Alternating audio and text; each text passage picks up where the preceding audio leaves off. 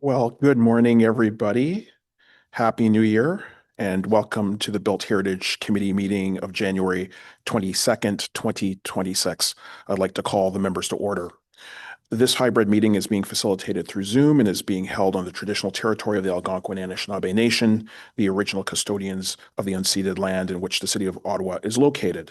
We extend our respect to all First Nations, Inuit, and Métis peoples for their valuable past and present contributions to this land. Since this committee meeting is being streamed live on the Ottawa City Council YouTube channel, I'd like to remind participants to please keep your microphones muted until I call upon you to speak. For those participating here in the committee room, please use the microphone in front of you and keep your computer muted. I would provide each committee member with the opportunity to ask questions or comment on each item in the order in which they raise their hand in Zoom. For panelists, the raise hand option is found at the bottom of the participants list.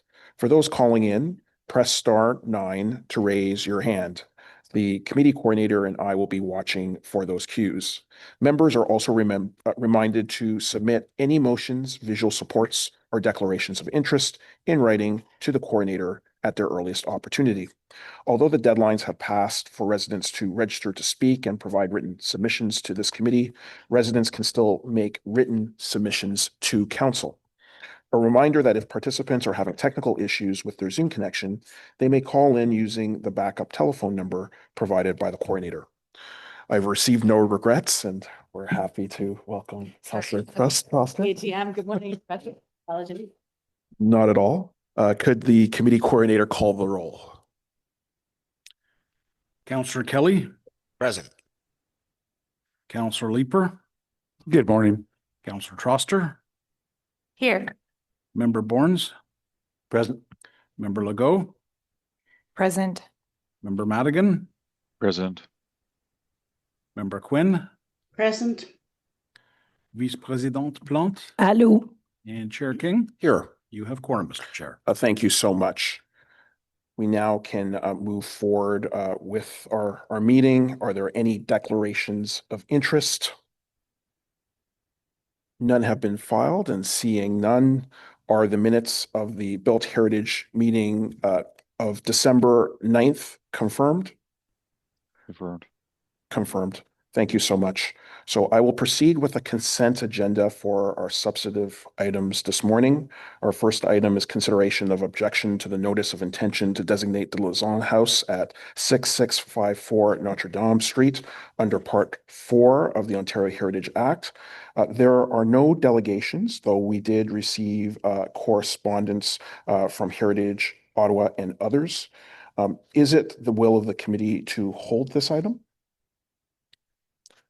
Seeing none, is this item carried? Carried. This report will be submitted to council on January 28th, 2026. Our next item is consideration of objection of the notice of intention to designate 158 Gloucester Street under Part 4 of the Ontario Heritage Act.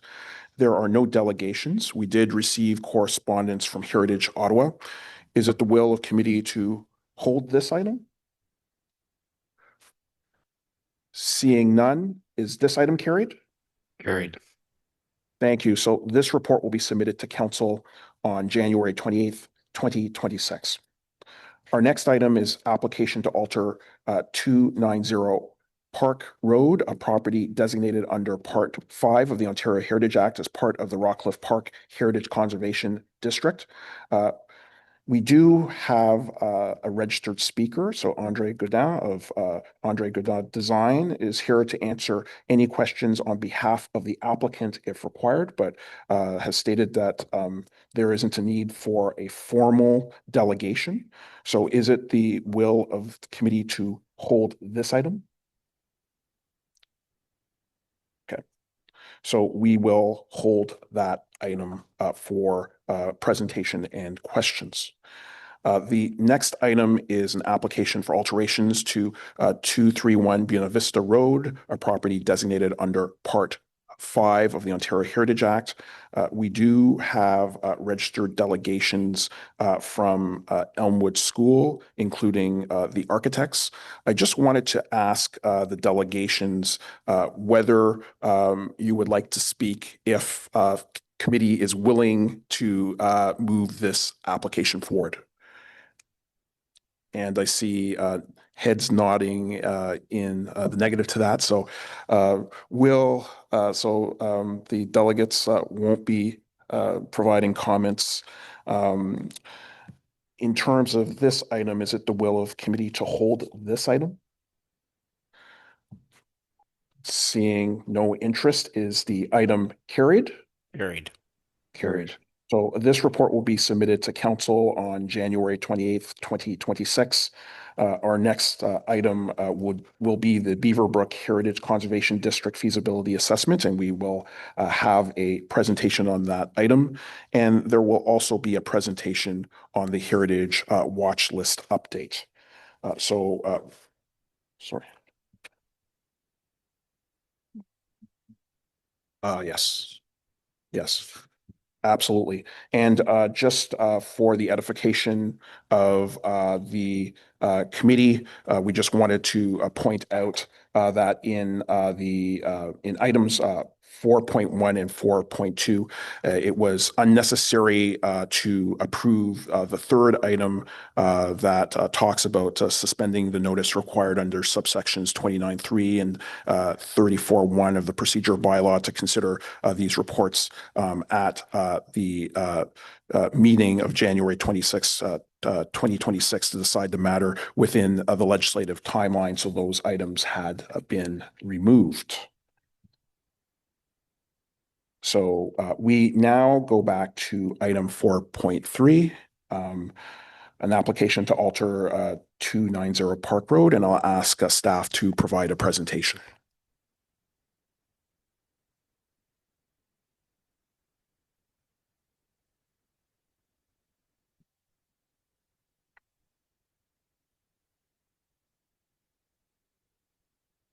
Good morning, Chair King, Vice Chair Plant, and committee members. Today, I'll be giving a brief presentation on staff's recommendation to approve the application to alter 290 Park Road, a Grade 1 property designated under Part 5 of the Ontario Heritage Act, located in the Rockcliffe Park Heritage Conservation District.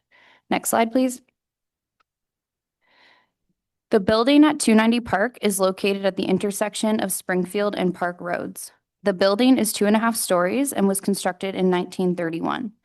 The building's primary facade faces north onto Park Road. The building is clad in stucco, has an intersecting gable roof line, irregular diamond-leaded windows, and a single-car garage at the rear that faces east onto Springfield Road. The property features a large rear yard to the south and mature trees and hedges on the east and west sides along Springfield Road. It also features an asphalt driveway facing Springfield. Next slide. The heritage permit application is for the demolition of the 1-story garage that faces Springfield Road. The garage will be replaced with a 2.5-story addition that has a double-car garage with living space above. The addition will be clad in stucco, have decorative wood and copper accents, and an asphalt roof. The garage doors are proposed to be wood, and all new windows will match the existing building in terms of material and glass divisions. Next slide. This slide shows a render and elevation drawing of the proposed addition. There are minimal changes planned for the existing building, with none on the Park Road facade. The changes on the Springfield facade, as seen on this slide, include shifting the Springfield Road entrance door and windows to the new addition. Landscape changes include reconfiguring the driveway to align with the new double garage. The reconfiguration necessitates the removal of a portion of the hedge along Springfield Road, and this partial removal has been assessed by an arborist who has confirmed that the removal will not impact the overall health of the hedge. The arborist recommends planting 2 new white cedars in its location. Next slide. So here is a render of the rear facade. The proposal has been reviewed against the policies and guidelines for alterations and additions in the Rockcliffe Park HCD plan, and staff have determined that the proposal is compliant and consistent with the policies of the plan. Next slide. Heritage Ottawa and the Rockcliffe Park Residents Associations were notified of this application and were offered the opportunity to provide comments. The RPRA provided written comments to staff and the applicant, and no major concerns were raised, and the comments were generally in line with staff's. Neighbors within 60 meters of the property were also notified of the application, and a notice sign was posted on the subject property by the applicant on December 13th, 2025. Next slide. So overall, staff are recommending approval of the application to alter 290 Park Road. Staff also recommend delegating the minor design changes to the program manager of the Heritage Planning Branch and to issue the heritage permit with a 2-year expiry date from the date of issuance. Thank you. Thank you so much for the presentation. Now questions to potentially the delegation and staff. Member Legault. Thank you. I think this is a great project, and I think my comments are very fine-grained. So generally, I think this is successful. And if you'll allow me, I'll do a mini review of the standards and guidelines against this project. So the 3 guidelines or the 3 standards that I'm concerned about for this rehabilitation project, and that it's in addition to the main form and massing of the building, are standard 1, 4, and 11. So conserve the value of the original form and massing of the primary building. 4, part B, so creating no false sense of false historical development. And standard 11, as we're always concerned for additions, compatible with, subordinate to, and distinguishable from. So I think this addition, if we look at it immediately from standard 11, it is compatible with, it is subordinate to for sure, because it's off of that main facade, right? Your primary facade on Park Road is preserved, and that's excellent. So it is subordinate. I just question how distinguishable from it is from that primary form and massing. And I say that, I layer that with standard 4 because your windows, as you see from the application, you're reusing them, right? So you're reusing some of the windows in that new addition, which kind of confuses things, right? Because if you're, like when I looked at this project, the very first thing I did, which perhaps is equivalent to reading the finale of a book, is I looked at the renderings. And, you know, I think that that's probably a good way to start for this committee, because we are being asked to evaluate the building for its exterior form and massing. And I couldn't understand what the intervention was. So to me, that new addition is not distinguishable from the original massing.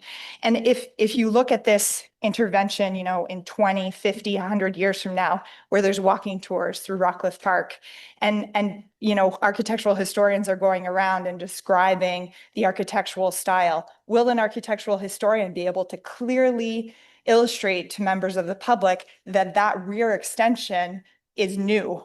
Because you've got reused windows, right?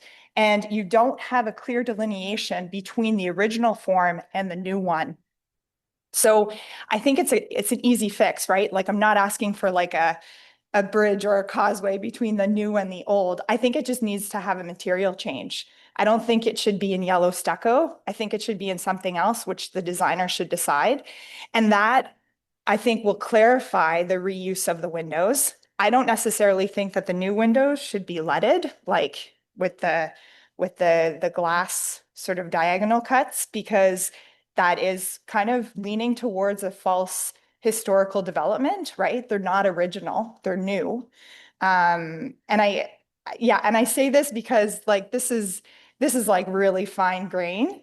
And I think the interior works, and we're not here to talk about the interior space, but I think that it would be nice to have that distinction, because otherwise we start bleeding into this territory of 19th, 20th century farmhouses where you can't actually tell what the addition was, right? And you have to have historians go in to see what the new and the old material is. So that's my criticism of this project. Does that make sense? Yeah? Okay. Can I just make a quick comment? Sorry. I don't entirely disagree. That being said, I think the standards and guidelines provide for a wide range of solutions. And I think in this instance, when we look at the massing of the proposed addition. It is inset with that new entrance, and that is being seen as kind of distinguishing the two massings of the original building from the new. Yeah, exactly. So I don't disagree. And those who've been on this committee for a while will remember this standard 11 discussion from the Chateau Laurier, for instance, that there are, many choices that a designer can make. And it's from staff's perspective, our approach is to evaluate whether or not this is generally compliant with the Heritage Conservation District Plan rather than dictating the sort of subjectivities of design too much. So we walk a fine line there.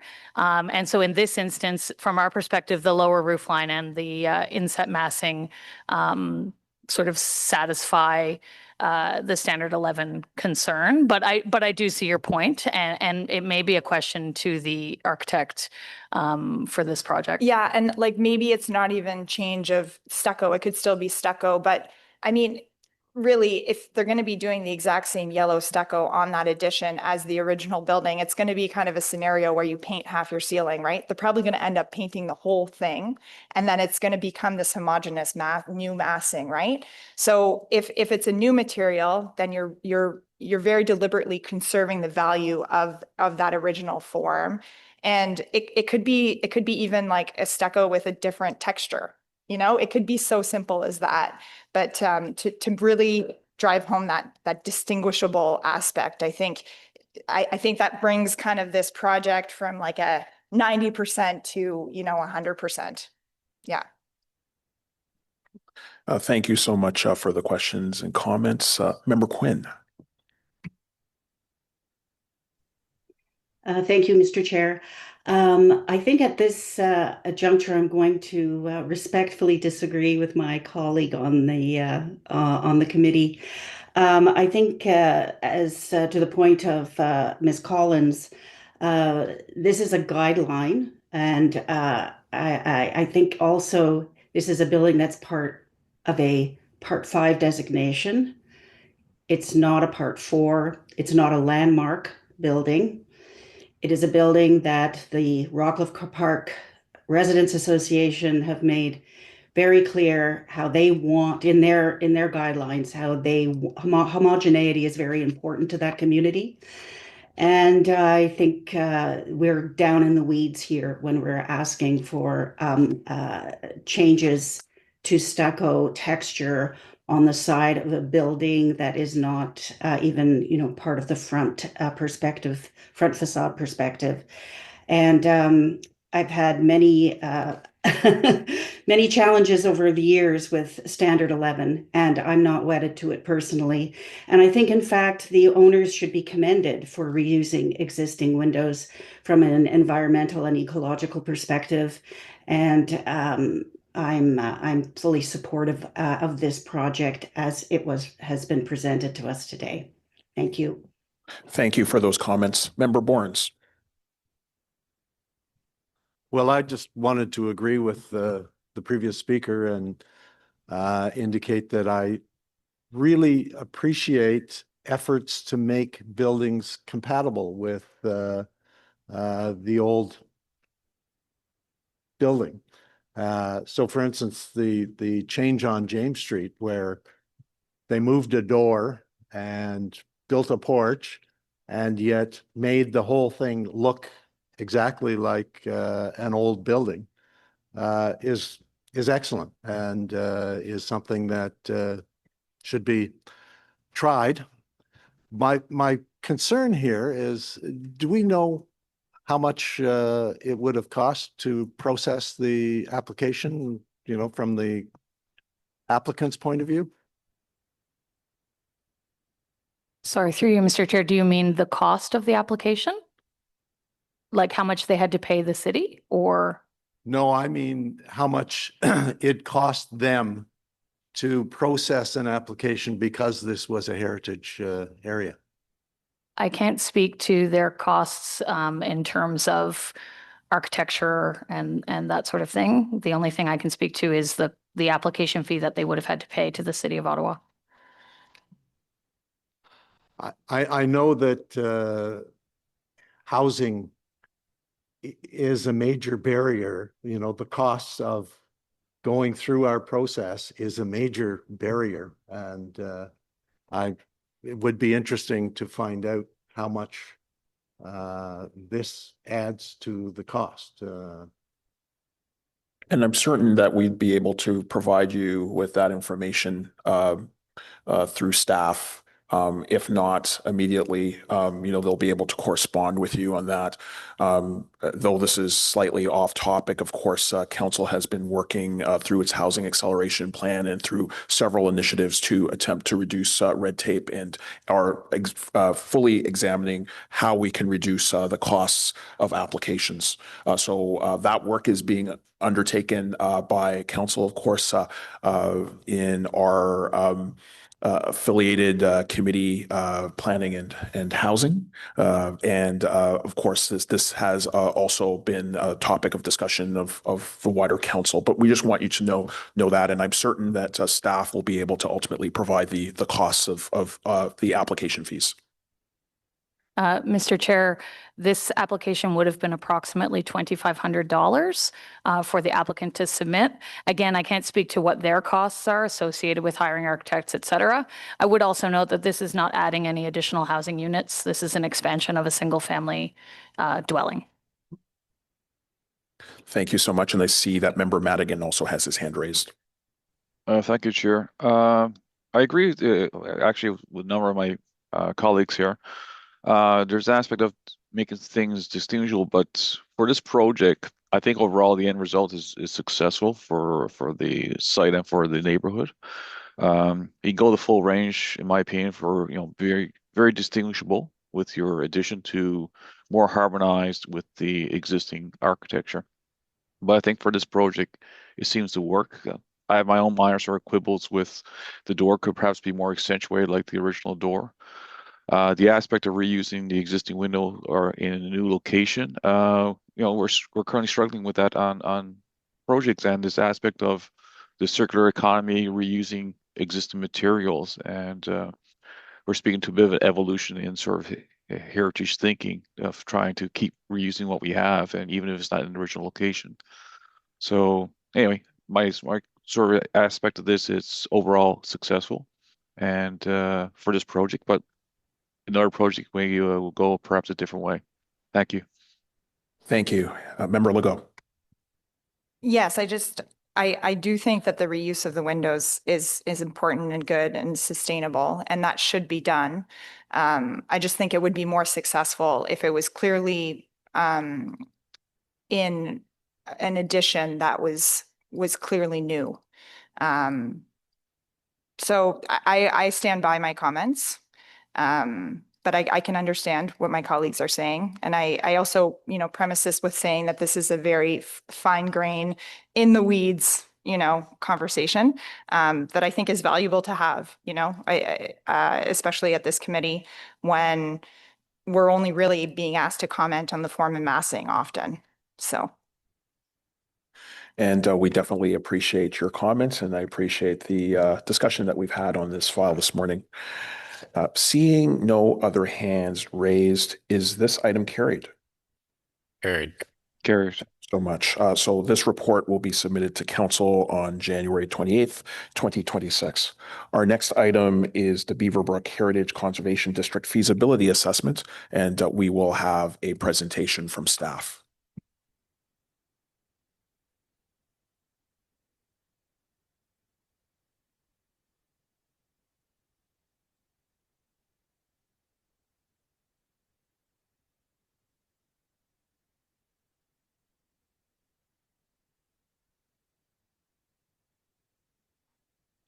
Good morning. So yes, as mentioned, I'll be presenting on the Beaverbrook Heritage Conservation District feasibility assessment today. The next slide, please. So the committee will be familiar with the background on feasibility assessments generally, but in 2024, Heritage staff were directed to complete HCD feasibility assessments for 5 areas, including Beaverbrook as part of our long-term work planning post Bill 23. So next slide, please. So Beaverbrook is a suburban neighborhood in Canada. It's located just outside the western edge of the NCC Greenbelt and was constructed primarily in the mid-1960s. So Beaverbrook was identified as a feasibility assessment area for several reasons. First being the longstanding community interest in seeking designation here, and second being a previous council direction to consider designation for the area. Being outside the city's kind of inner core, it also supports the Heritage Planning Branch's goal of expanding the geographic diversity of our heritage designation program. So next slide, please. So we'll move into looking at the actual results and work put into the feasibility assessment. So as has been the case with all of these assessments, we take a two-pronged approach, looking at both the historical background and physical character of the area, combined with a high-level evaluation of the province's designation criteria and how those apply to the area. So next slide, please. So starting off with the historical review, just to give a quick overview of its background. So what is now Beaverbrook was once part of March Township, one of the former municipalities, which eventually formed part of the city of Canada. So starting in the 1950s, Bill Tarrant, who was a fairly notable and prolific developer in Ottawa's mid-century and recent history, he started to assemble a number of land holdings in March Township outside the then newly established Greenbelt. And he acquired approximately, oh, pardon me. Just close it.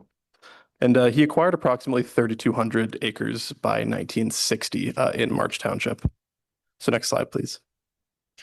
Bill Tarrant is a really interesting figure in Ottawa's history.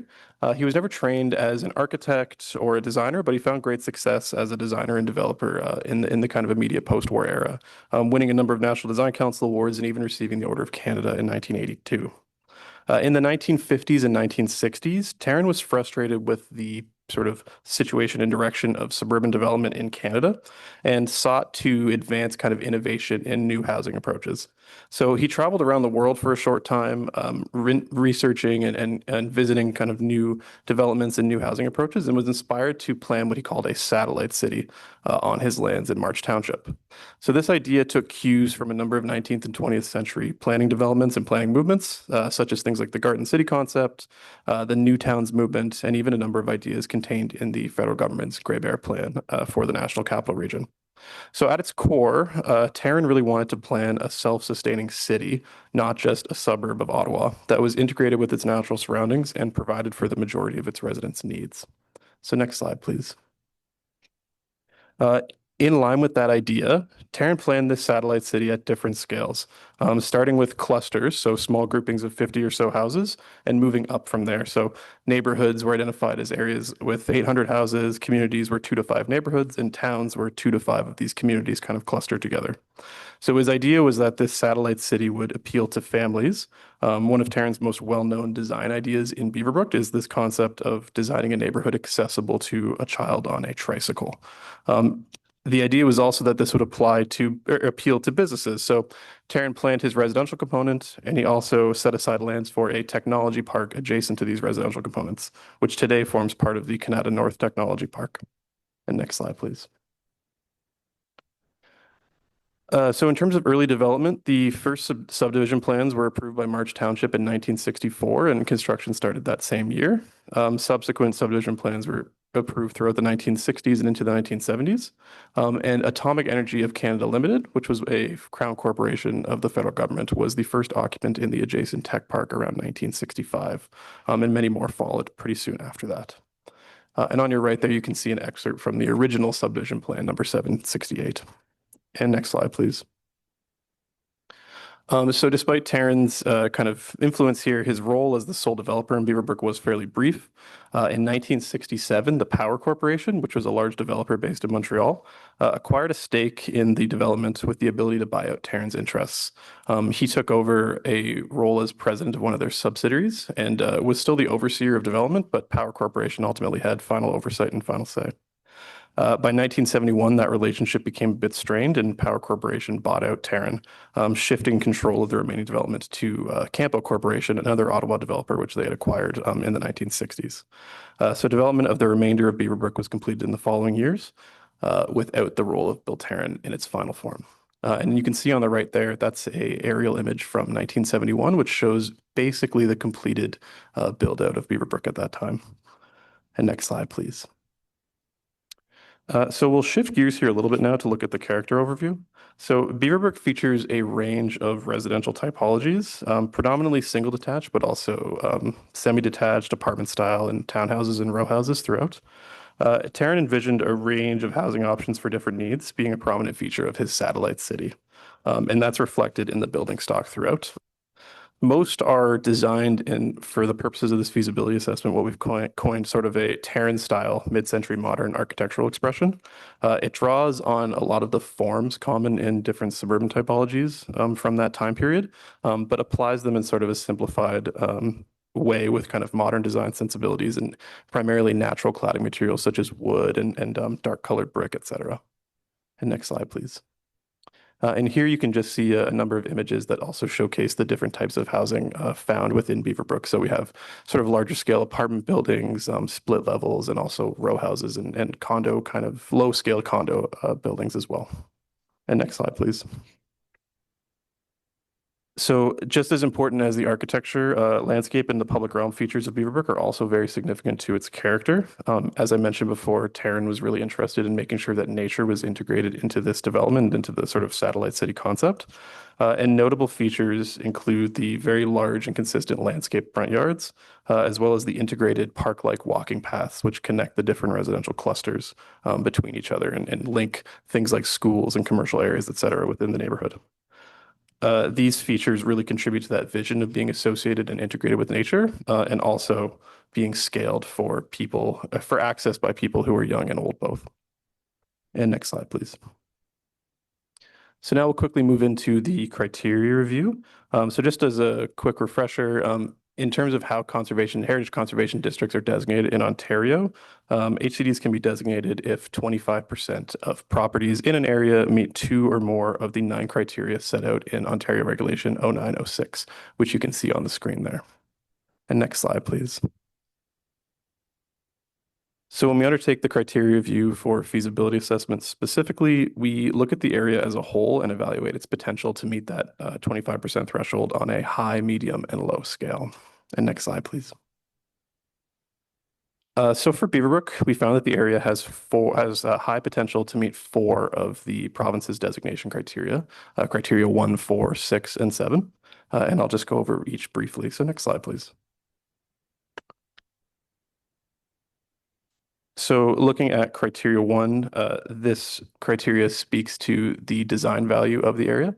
And as we discussed earlier, the buildings and building stock in Beaverbrook have high potential to meet this criteria, being representative of a very specific sort of architectural expression of mid-century modernism.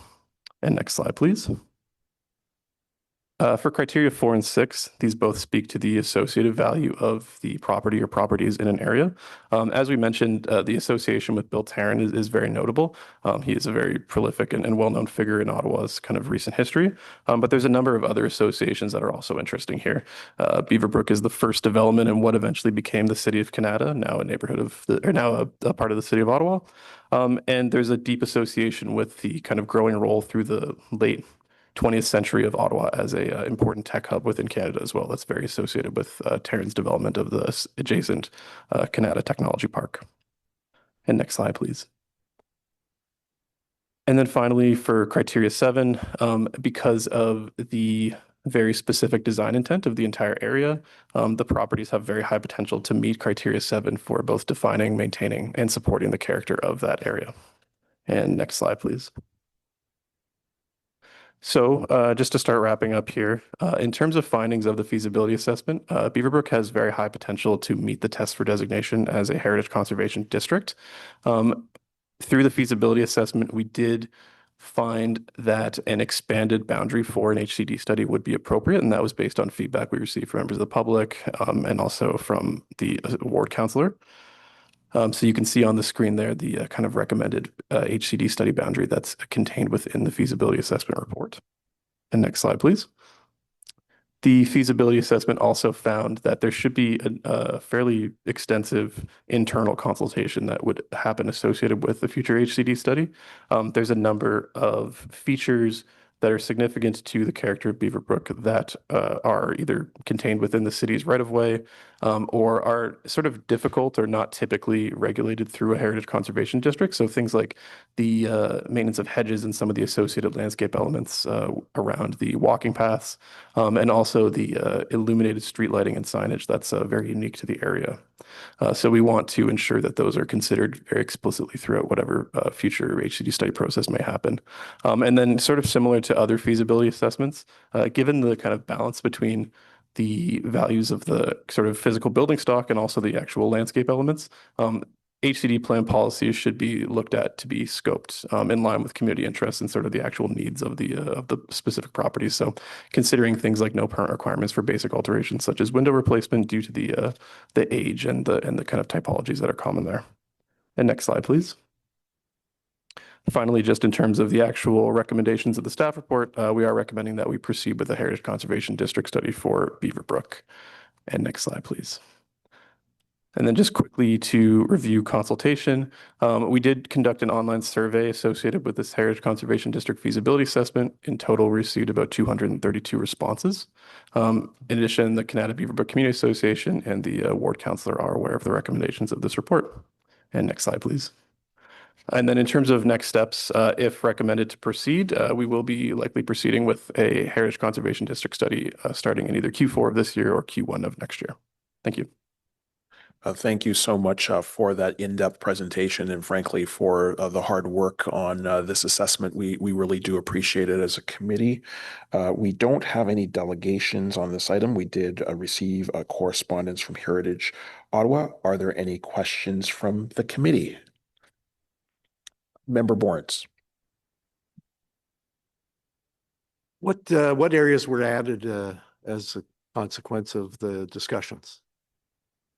If I could get the slides actually back up, I can show you specifically.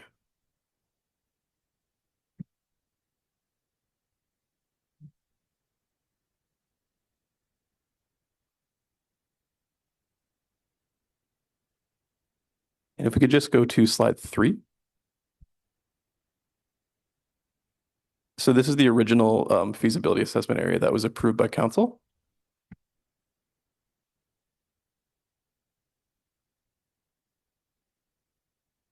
And then if we move to slide 19, that's where the updated recommended study area is.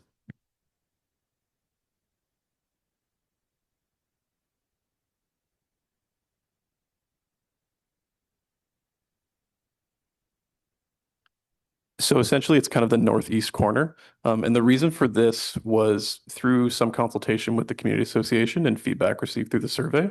It was identified that a lot of the community members actually found that the multi-residential buildings contained within here and some of the commercial were actually equally important to their perception of the character of Beaverbrook as the single detached building. So we wanted to include that within the HCD study to make sure that those areas were considered in line with the single attached. I noticed both versions include a number of schools. Would that require someone to submit an application to put a portable in? Ultimately, and thank you for the question. Ultimately, it would depend on the policies and guidelines of a future HCD plan. However, we have an opportunity right now where these are all going to be kind of actively developed through the HCD study process. So we could carve out exceptions for things like that. That would not be uncommon. We've seen that in other instances in the city. So if a homeowner was to put in a pool, would that require an application? We don't have any policies developed specifically at this point.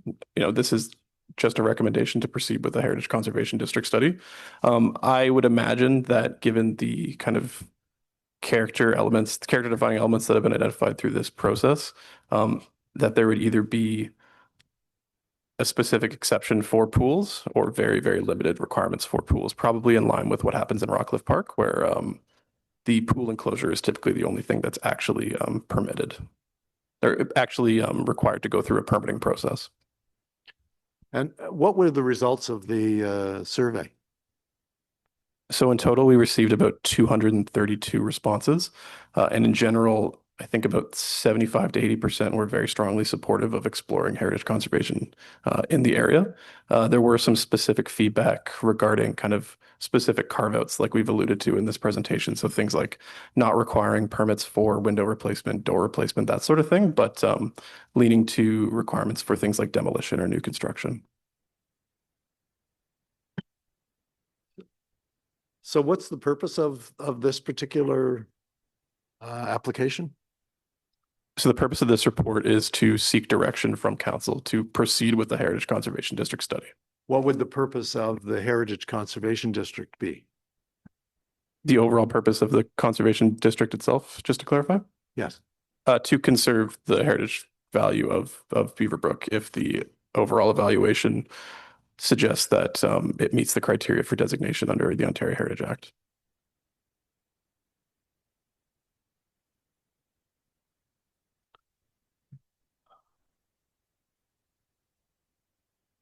Thank you so much. Are there any other questions? Seeing none, I just really wanted to once again thank, as chair of Built Heritage Committee, and acknowledge the work of Heritage planning staff on this feasibility assessment. This report represents an important milestone, I think, in Ottawa's heritage conservation efforts. Beaverbrook is not just another neighborhood. It is Canada's founding community and a tangible expression of mid-20th century urban planning principles that shape our entire region. The feasibility assessment demonstrates that Beaverbrook has high potential to meet the Ontario Heritage Act's criteria for designation, and you've demonstrated that through examining design value, historical value, and contextual value, which we heard in your excellent report. We also heard in terms of questions, the fact that the community has responded in good numbers and that there was a significant level of engagement showing majority support for heritage conservation efforts. And I think we're undertaking the right approaches, but we know that this is, and I want to acknowledge this, we know that this will be a large and complex undertaking because there's over 800 properties across 5.5 hectares, and staff will need to evaluate each property against the designation criteria. So we do acknowledge that's a tremendous amount of work, but we think it's very important work to ensure that the cultural heritage value of Beaverbrook, as you have noted in your report, would most likely be best conserved through its designation as a heritage conservation district. So once again, I just really want to thank you for this presentation, for the hard work and that you've undertaken in the assessment, and the harder work that we know that you'll engage in terms of the study if this item is approved by this committee. Is this item carried? Carried. Carried. Thank you so much. So this report will be submitted to council on January 28th, 2026. Our last substantive item is the presentation on the Heritage Watch List update.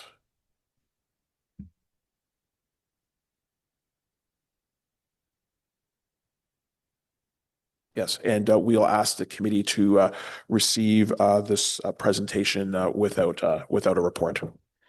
Thank you.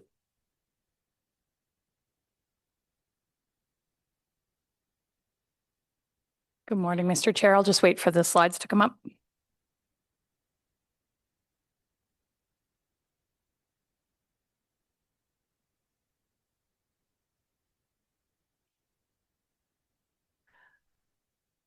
Thank you very much. I'm happy to be here today to provide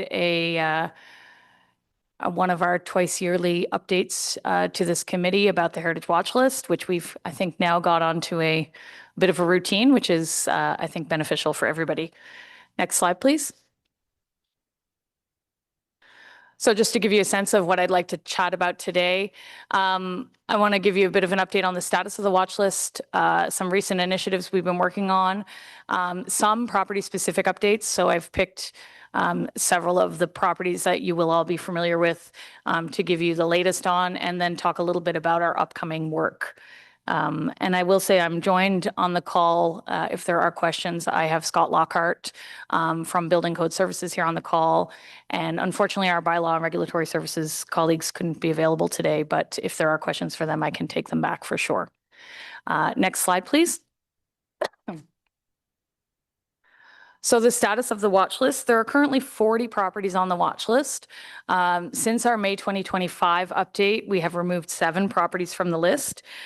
In good news, I think, all but one of those were removed because they are occupied or have been renovated. And one exception being 501 Cole Avenue, which was removed because it is no longer designated under the Ontario Heritage Act due to an Ontario Land Tribunal hearing. The photo on the slide here actually is 460 Wilbrod. This is one of the properties that has been on the list almost since the very beginning. It had some very unfortunate alterations undertaken, and we've worked very hard with the property owner and bylaw and regulatory services to get the owner to be compliant, which included restoration of the red brick on the front of the building, which had been coated in stucco. So the building is now occupied and has been removed from the list.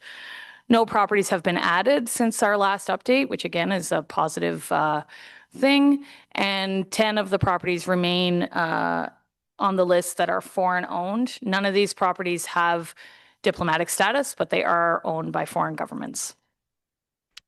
Next slide, please. So in terms of recent initiatives, what we've been working on, we did full inspections of all properties on the watch list in November 2025. We have initiated this as a joint inspection that we are organizing over the course of a couple of days, twice a year, with staff from Heritage Planning, Bylaw and Regulatory Services, and Building Code Services, and Taylor Quibel on my team, who has been extremely helpful on this initiative, kind of coordinates everybody and makes a map, and they go and see every single property. And as a result of those visits, a number of orders and notices of violation and that sort of thing have been issued for a range of things, from minor issues like graffiti to more significant issues, like roofing problems or masonry issues, that sort of thing. So this is something that we have found to be very useful. This is the second round that we've done like this, and we are going to continue this on a twice yearly basis as a group. You may remember we introduced the Centertown Facade Improvement Program back last summer. This is not specific to the watch list, but it is helping us try to encourage some investment in some of these properties that are on the watch list in this area. And so we're monitoring that as part of the pilot to see what kind of outcomes we are getting in the Bank Street, Somerset Village kind of corridor, to see if this is something that could potentially be expanded more broadly. And then finally, we've kind of internally looked at our procedures and come up with a renewed kind of shared procedures document between the 3 groups. We are definitely one city, one team, but it can definitely be challenging to coordinate amongst each other sometimes. And so we've really worked hard on this, and it's just about finished. But so the regular inspection schedule, the regularly scheduled meetings that are coordinated with the inspection schedule, a shared procedures document, and just better communications, even through things like a Teams chat for the watch list, so that everybody who needs to know knows all the things right away. So trying to implement some kind of simple tools internally to make the process a bit more smooth. So from here on, I'm going to go through a few of the kind of high profile properties, give you an update on what's new with those. If there are any specific properties that I don't talk about that committee members have questions on, I will do my very best to answer those as well. Next slide, please. So the first up is 114 Richmond Road. Just to remind the committee members who may not have known, this property was part of bankruptcy proceedings related to Ashcroft. The property has now been sold to a new owner. That sale, I don't think, has fully closed yet, but the new owner has engaged an engineer to review the building condition and is working collaboratively with Heritage Planning staff and Building Code Services staff in terms of the outstanding order on the property related to a condition assessment. We are anticipating a new development proposal for this site sometime in 2026. So that will come forward to this committee for review when the time comes. So this is, I think, trending in the right direction, I hope. Next slide, please. This property at 330 Gilmore Street, we have an outstanding order on this property related to a building condition assessment. City staff were in the process of contracting out this building condition assessment last fall. However, the owner did agree to complete the report. So staff provided some guidance to the engineer that was hired by the owner of the property on what exactly we were looking for. The draft report was received just last week.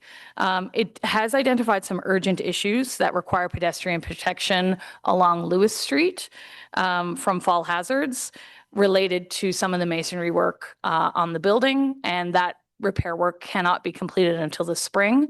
So the city has excuse me, I've lost my train of thought.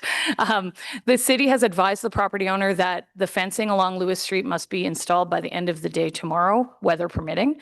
And we are working with our colleagues in bylaw and right-of-way to ensure that to ensure that all of the appropriate approvals and permits are in place. If the owner does not install the fencing themselves, the city will be undertaking this work in the coming days. The goal for this fencing is to not obstruct the sidewalk for too long. I mean, any time is too long, but in the period between now and the spring, the goal is to start to take action towards the corrective work. So there is masonry work that needs to be completed in order to prevent the pedestrian hazard of falling bricks and stones, and that cannot be completed until the weather is permitting. If the repairs are not completed by the owner in the spring, the city will be taking action to undertake this work on their behalf. And I should also say the issues around fencing are sort of immediate issues.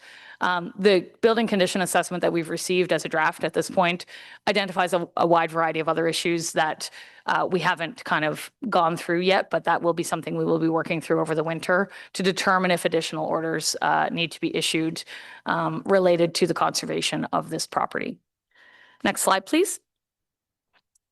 325 Elgin Street. This is Église Saint-Marc at the corner of Elgin and Lewis. Members may remember this tower, which collapsed or started to collapse in, I think it was 2021. The church has been vacant since COVID, basically.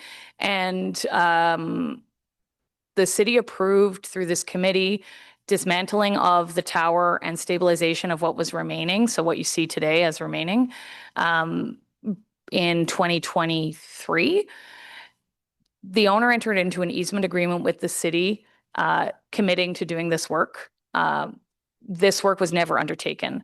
And so in the fall of 2025, the city provided notice to the owner that they were in default of the easement agreement that they had entered into with us, and that we would be starting to undertake the stabilization work and to remove the temporary construction encroachment from the city's right-of-way. And so in December 2025, we started phase one of this work, which was to move the structural supports off of the city's right-of-way and onto the property owner's land, as well as the construction of a temporary roof, which you can see in this photo, to prevent further weather damage to the masonry, the remaining masonry of the tower. We are currently in the planning phase for phase two of this work, which will be stabilization of the remaining masonry, including repointing, which is to take place in the spring. We have an upcoming meeting with the property owner to discuss this work. And I should note that all the costs associated with all of this work will be recovered from the property owner. Next slide, please. 173 Huntmar. This property, we have an outstanding order requiring roof repairs, graffiti removal, etc. We are working collaboratively with the owner. They've hired a conservation architect to help with plans for the building. We've been working with them, particularly on the roof, which you see in this photo. as there is a hole in the roof that needs to be repaired. They have been working on this over the course of the last few weeks. Unfortunately, the weather has not been super cooperative to be doing roofing in January. So we are in ongoing conversations with them to try to prevent further damage through ensuring tarping, et cetera, until weather permits a more permanent solution. And then we have also agreed with them that over the course of the winter, we are going to meet to talk about all the other work that needs to be done. That again is not sort of urgent, immediate work, but is work that needs to be undertaken in order to ensure the long-term conservation of this building. Next slide, please. And Somerset House, 352 Somerset Street West. So you may remember the foundation permit was issued in the fall of 2025. Work is expected to begin again next month on this foundation project. The above grade permit is ready for issuance for the remainder of the project, and the redevelopment is expected to take a few years. So we expect that there may be some stops and starts in the work, but work is happening, and that's a positive thing. And then the last property, so next slide, please. This is a group of properties which you may remember, 227 to 237 St. Patrick Street.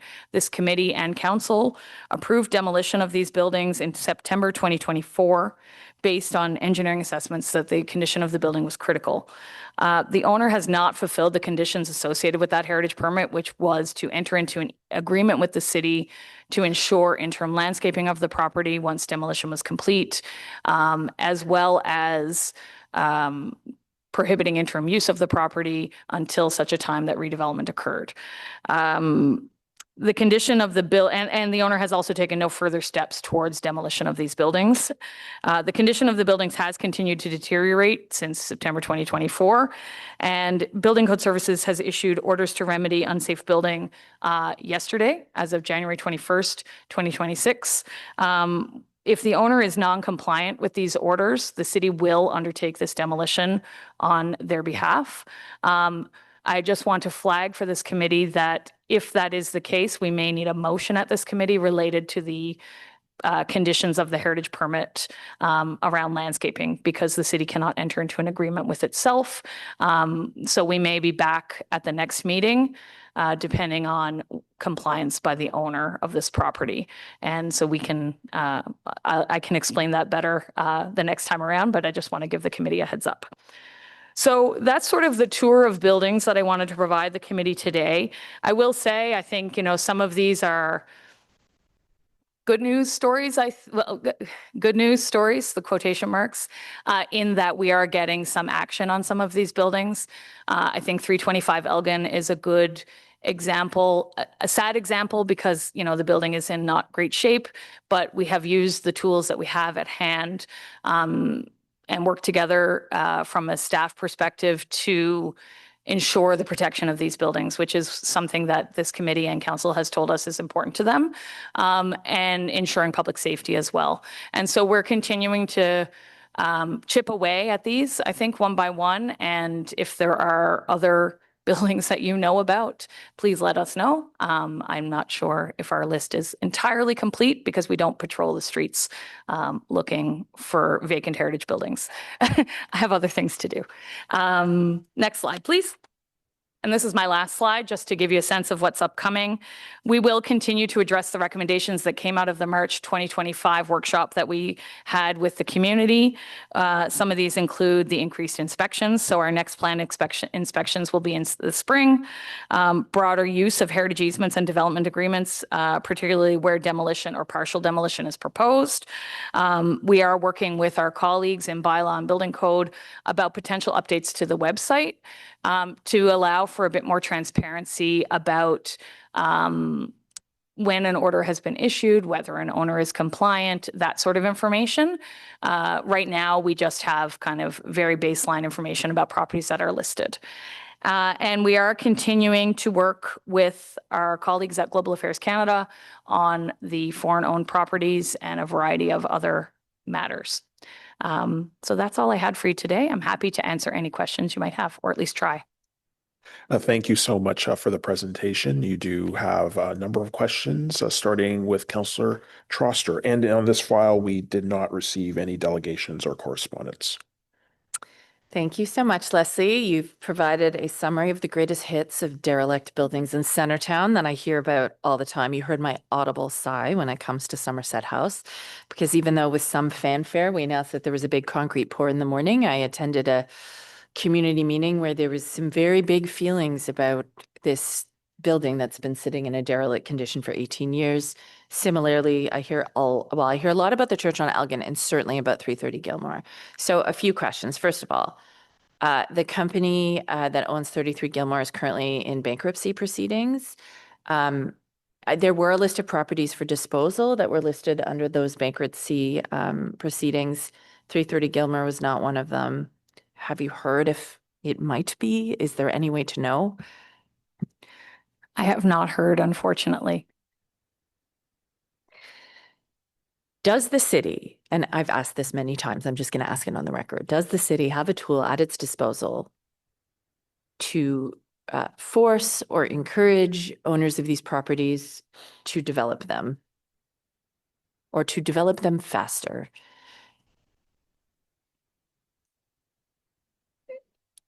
Sorry, I'm pausing. I think the city has a wide toolbox of things that we can use to try to incentivize development of these properties. But aside from allowing demolition of these buildings, I think it may be difficult to sort of push things forward faster. You know, we have tools like the Heritage Community Improvement Plan, which offers, a tax incentive grant related to rehabilitation of the buildings of up to $500,000.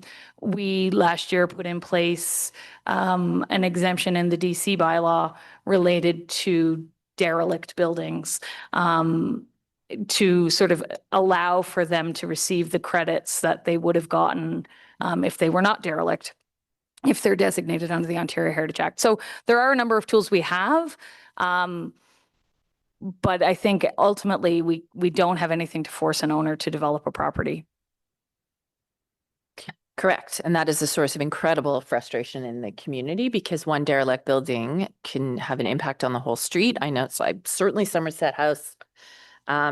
And certainly 330 Gilmore is having that impact. So really our only tool is if something is falling apart and dangerous, we do the work and charge the owner back.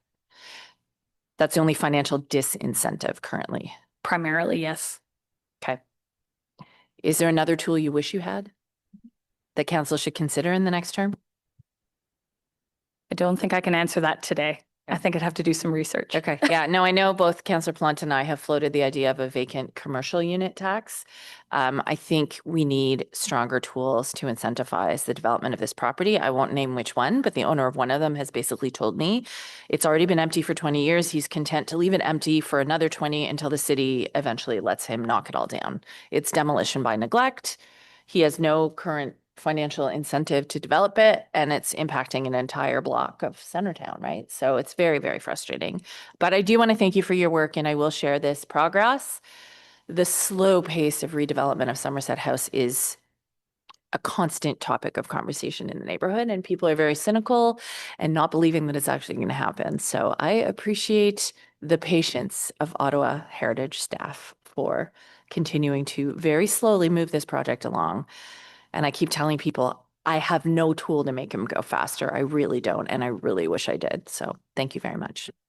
Thank you so much for those questions and comments. Member Madigan. Thank you, Chair. Thanks, Leslie, for the update. It's good to know what's happening. I'm sort of astounded that the buildings on St. Patrick's Street are still standing up. When we were presented those for emergency demolition, it was presented that they were ready to fall down on someone and kill them or injure them. But they're still standing. Perhaps the condition of the buildings was a bit overstated to get the permission to demolish them. Is it possible that the city can go in and stabilize them and do maintenance and perhaps extend the life of these until someone who could renovate the buildings to some extent or save some of them could happen in the future? I don't think demolition, perhaps it's the solution. If the buildings are still standing, there might be some life still in them that if they're stabilized, they could be saved, or not all, but perhaps some of them. That's just, I don't know if you have a response to that, but that's sort of my statement to seeing those buildings still there after we did the emergency demolition approval. Thank you, Mr. Chair. I can understand the member's frustration. I'm going to ask my colleague Scott Lockhart from Building Code Services, who's on the call virtually, to speak to this piece, please. Good morning. So through Mr. Chair, just want to acknowledge some of the comments about the building. So I see the perception of that, and we often do get that type of feedback when it comes to an engineering report, like perhaps if it was from one party that it could be favorable to whatever condition they want. But the building has been reevaluated a couple times. Building Code Services' role is to make sure that the building is secure. So that secure could be that it could be shored and left in place and pose no risk to adjacent buildings. We exercise the possibility of demolition if, say, for example, the engineer or whatever consultants are involved are suggesting that the building cannot be repaired or it's not feasible, meaning that there's like significant deterioration to the wood structure in the building. So essentially, you couldn't just do a re and re. The building would be dissected to almost nothing just to be able to have, the components to reassemble it. So for that reason, the engineers had pushed for the demolition of it. There are a couple of reasons why nothing had happened beyond that. In fact, Leslie had noted that we had only issued an order yesterday. We had actually issued orders on the property, and it was brought to our attention by legal. There was actually an issue with some of the naming reflective of the actual PIN for the property. So for that reason, we had to issue, which granted them an extra amount of time. But currently, based on the engineer's recommendations, the demolition of the buildings is the most appropriate approach, unless additional information is brought to our attention otherwise. Thank you for that follow-up. If I recall the report, I think part of the assessment and calculation was based on it being commercially feasible to repair, economically feasible, versus you could still probably repair them, but it probably costs money that people don't necessarily want to put into it. But when we come back to like heritage buildings that we're trying to preserve the neighborhood, that aspect of the balance should be reconsidered. But as I keep pointing out, it was an emergency approval. The buildings are ready to fall down. And how many months now has it been since we've done that? I think we have to reconsider these applications for emergency demolition if they don't take place right away, if it truly is not a threat to the public. Anyway, that's my comments on that. Thank you. Thank you so much, Member Madigan, for those questions and comments. Councillor Leeper. Thank you very much, Chair. Good morning. So McGee House, is that on the watch list? Yes, it is on the watch list, and it is being actively monitored on a regular basis by Building Code Services in particular. Okay. And thus far, they have not seen any change in condition in the building. I get relatively frequent notes from residents who are concerned that they're seeing new bulges, new cracks, et cetera. But is it the department's opinion that it's continues to be safe? Yes, that's my understanding, but I'll allow Scott the opportunity to chime in here if he has anything else to add. Yes, I do. Thank you for the question.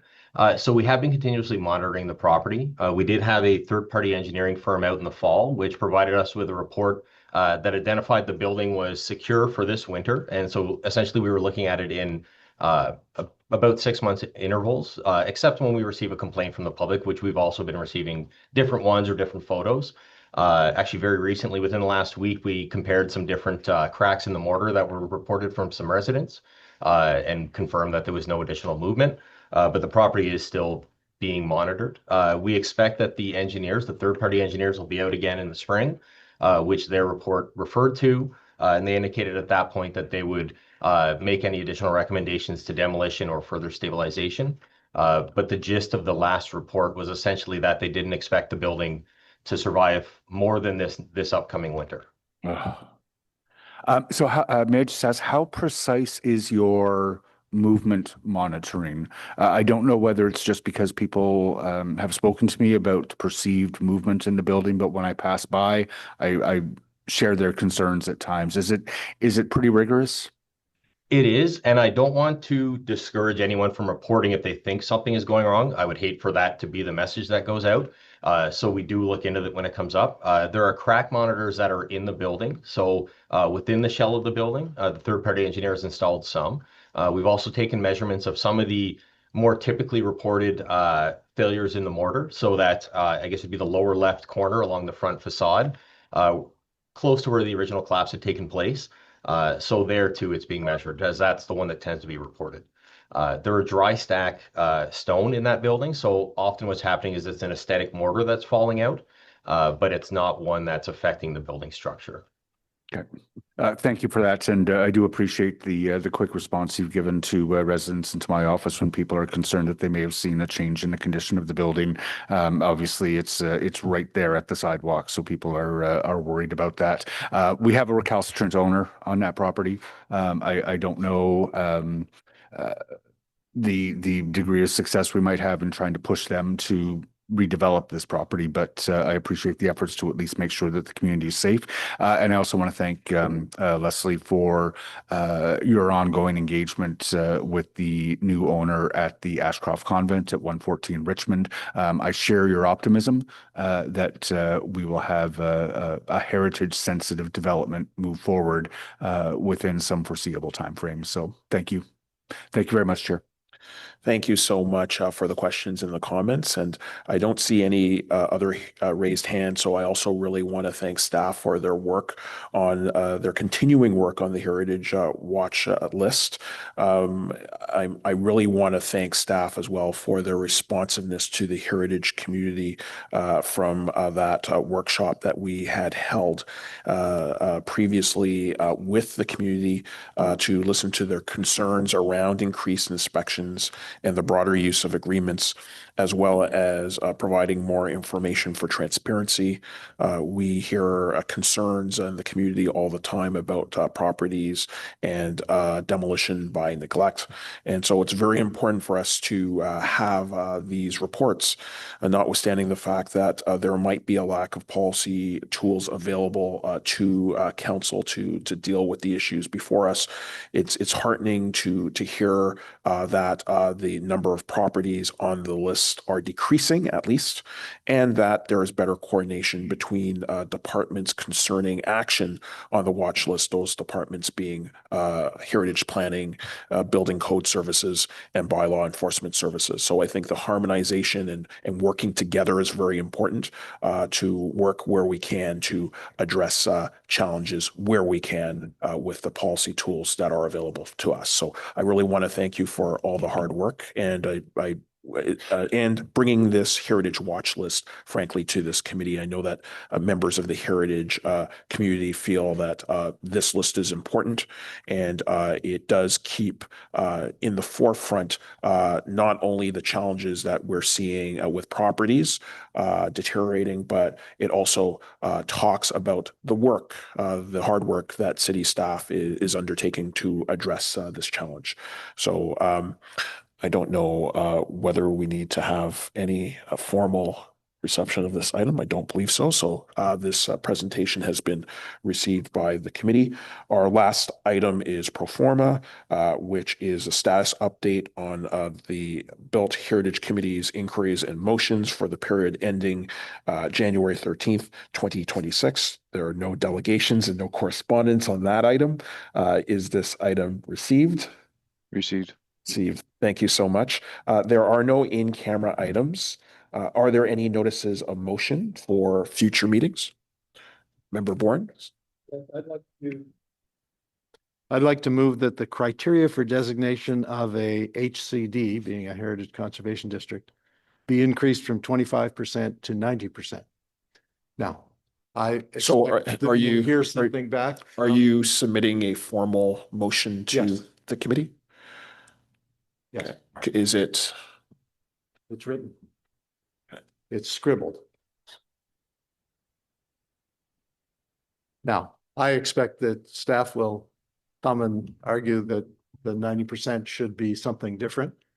And we'll hear that. And of course, if you're submitting this item, you can't speak to it until it's circulated. It's a notice of motion.